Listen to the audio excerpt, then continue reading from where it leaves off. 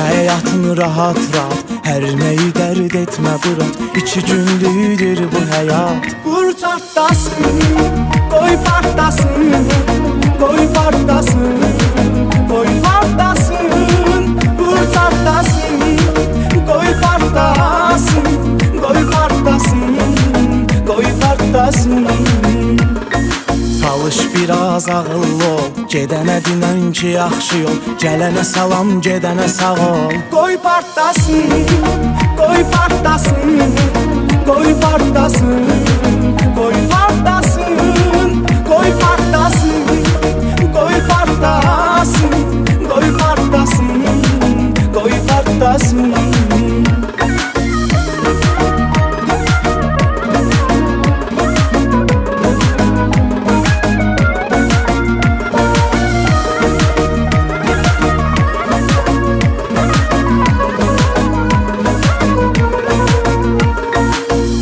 Bilir dərd çəkəcəm, o getdi həsrət çəkəcəm, bir dəfəlik xət çəkəcəm. Qoy partlasın, qoy partlasın, qoy partlasın, qoy partlasın, qoy partlasın, qoy partlasın, qoy partlasın, qoy partlasın.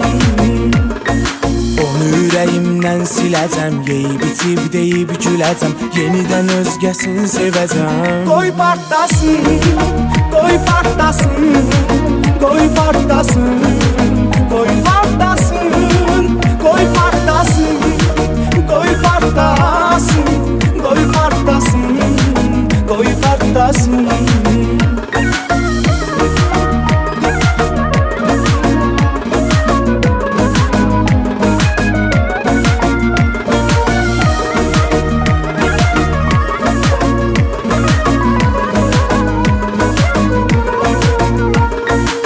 Biraz götür qoy eləyəcəm, bunu mənim innoy eləyəcəm, təmtəraqlı toy eləyəcəm. Qoy partlasın, qoy partlasın, qoy partlasın, qoy partlasın, qoy partlasın, qoy partlasın, qoy partlasın, qoy partlasın.